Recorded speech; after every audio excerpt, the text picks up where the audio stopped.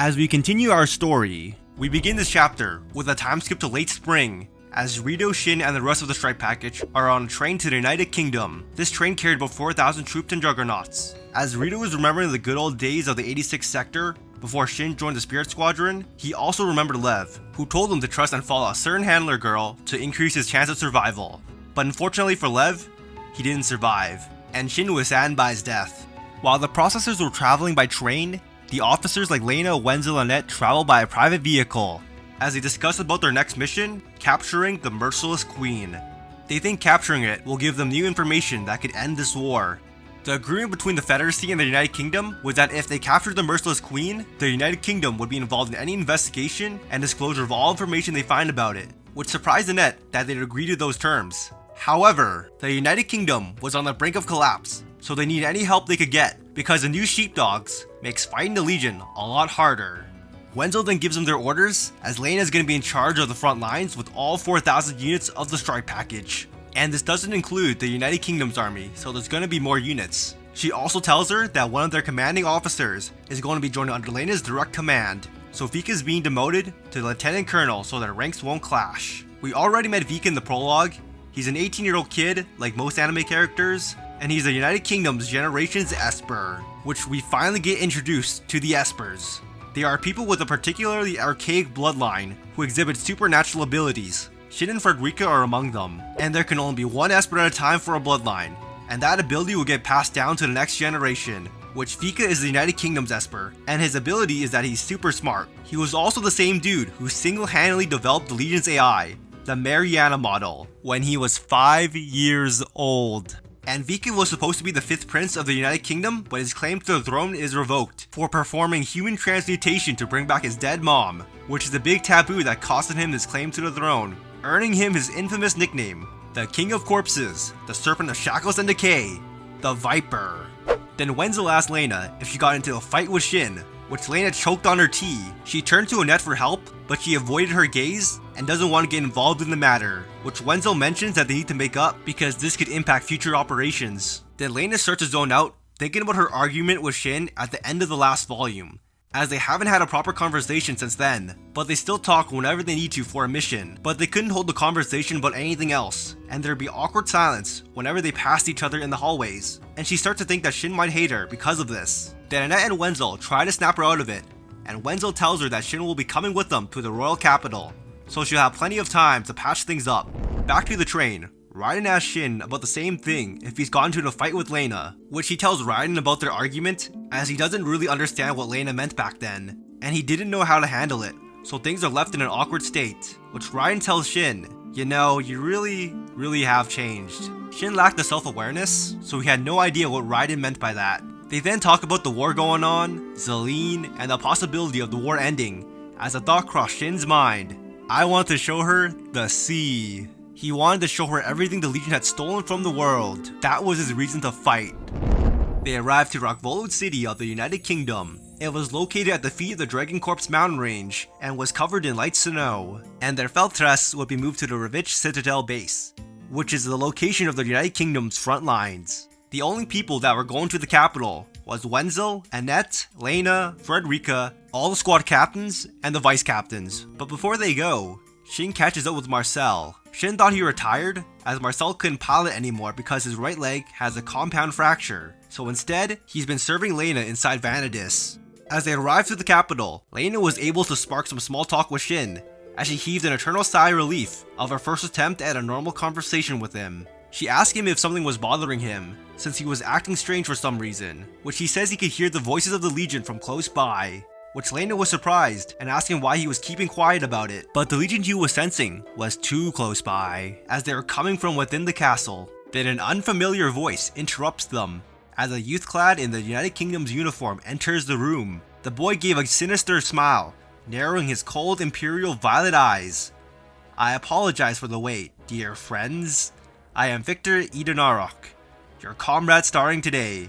Then Vika goes on a monologue talking about the Mariana model, which he created from the United Kingdom, that was then used by the Empire to create the Legion, and that even when the war ends, the other countries will look at them with disdain. He goes on, throwing shade and slandering other countries like the Confederacy for using the 86 strike package tragic story as a tool to buy sympathy from others. While Vika has all the data on the 86 strike package, the United Kingdom has not disclosed any information about him to Lena. And despite being late in spring, there is snowfall. Vika explains that it's not because they were in the north, but because of the countless Eintagsfliege covering the skies in multiple layers, which this phenomenon actually happened pretty recently, around the time the Legion mass-produced the sheepdogs. Then with a wave of a hand, a three-dimensional holographic map appeared. It showed that the Merciless Queen is speculated to be within the depths of the Dragonfang Mountain, which there is a Legion production site for Eintagsfliege deep within the mountain. Then Lena asks Vika about the weapons his country uses to defend the borders, which Vika broke into a small, cynical smile, as he explains to her they use the Alkanost. It's in a half-autonomous unmanned drone, as he avoided making them fully autonomous, so he doesn't make the same mistake as the Empire, which ended up creating the Legion. And the Alkanost can be operated by human handlers using the pair raid, so they can bypass the Eintagsfliege jamming. Lena thought it wasn't possible to have pair raid communication with anything that wasn't human, so Vika decides to demonstrate by showing her who's the real best girl of 86. Because Lershan leads here, and she's top tier. A door opened as she was at a distance too far to hold a conversation, but she spoke in a clear, high-pitched, pleasant voice, like the lovely chirping of a songbird. As she's introducing herself, she claims that she will accommodate to anything they ask for, even if it's playing in the snow. Then Vika walked over to her, and he starts shouting at her about changing the way she speaks to people. As they get into an argument, she states that her shame knows no bounds. As that is happening, Shin's gaze was fixed on Lersha with a stiff expression. He asks Vika, what is that thing? Which he was referring to Lersha, which Vika tells her to show him, as she removed her head like she was taking off a helmet and held it up in the air, which frightened everyone. So Vika explains to them that she's the first artificial fairy, known as the Sirens, mechanical dolls who use a dead person's brain or a reproduction of one as its central processor. So it wasn't the voices of the Legion Shin was hearing, but it was the voices of the Sirens. Lersha and the Sirens are the United Kingdom's semi-autonomous processors for the Alkanost, which the Alkanost are more slender than the Juggernauts, and the cockpits that hold the pilot was hardly large enough to hold a body. They weren't considered human, as they're just drones that fight for their country. Doesn't that sound familiar? Lena then asks Vika, where does he get the brains from? Which Vika tells her in a long monologue that they were donated voluntarily by soldiers who die in battle or right before their deaths. And after the brain structure is reproduced artificially, the memories are erased and they get replaced by a pseudo-personality installed into the Siren skulls. And Shin asks him why? Which, come on Shin, it's obvious. Humans are temporary, but Siren is forever. Since the Sirens can be recycled, while human lives can't. As Vika puts it, send wolves to hunt wolves, vampire to hunt vampires, ghost to hunt ghosts. With that said, Vika smiled calmly and tells them, until we wipe out the Legion, or until they exterminate humankind, I hope we enjoy each other's company.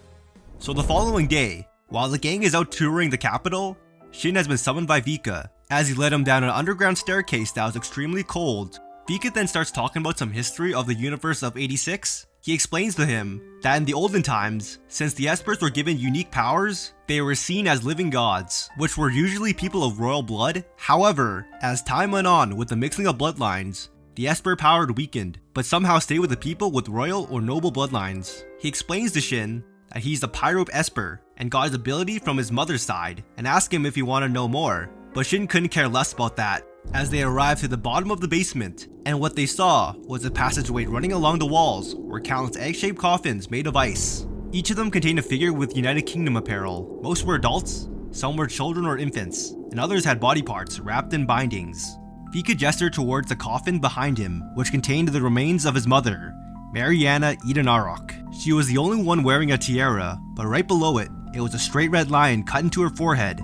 Her corpse was missing her brain because Vika extracted it 13 years ago. When Vika was 5, he used her brain to develop the Mariana model, named after her mother, which ended up being the basis of the Legion.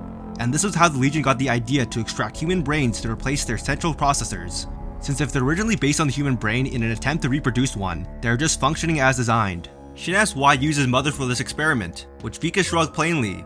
I wanted to meet her, as she died pretty soon after giving birth to him. And talking to his family about what they remember of her couldn't fill the void in Vika. Then Vika contorted a vicious smile, like a demon. He tells Shin, if I don't know her, if I lost her, I need only bring her back. That's what I thought, because her remains, her brain, with all her memories and personality intact, were preserved right here.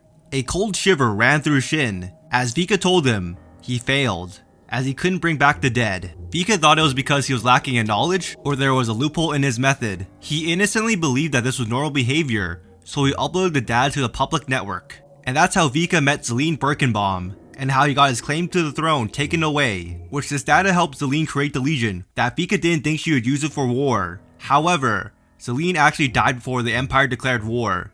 So indirectly, a 5-year-old Vika is the one who started this whole story if you think about it.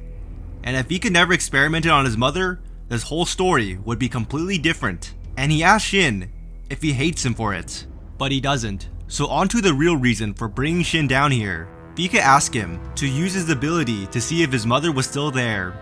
Shin shook his head and tells him no, but he can still hear the voices of the Sirens, which were crying, saying they want to pass on. They then talk about the desire to meet their parents, as both of these guys have at least one deceased parent. While Vika is doing pretty extreme things for his desire to meet his mother, Shin is kind of the opposite, as he has no desire in meeting people of his bloodline, nor wants to know his mother's genealogy. Vika smiled as if he'd seen right through him. He unleashed his words cruelly, with a coldness that was almost merciful. But if that's something you're fine with, it's not my place as a stranger to comment on it. Taken to an extreme, a child's tendency to follow his parents is just another way of life. But if you deem it acceptable to forget even that, sure enough, you will see your parents again. And that is a summary of 86 Volume 5, Chapter 1, Melancholy of Monsters. As you may notice, my videos are getting shorter as I'm still experimenting on how I'm handling the series. I am excluding details that I believe are irrelevant to the story, so if you want to know everything that happens, I strongly encourage you to read the light novels yourself if you haven't done so already. And I also want to thank everyone for 68 subscribers. We're one away from a very nice number, and I just want to tell everyone who is watching this, I love you. And if you like the video, please like the video and subscribe for the continuation of the story.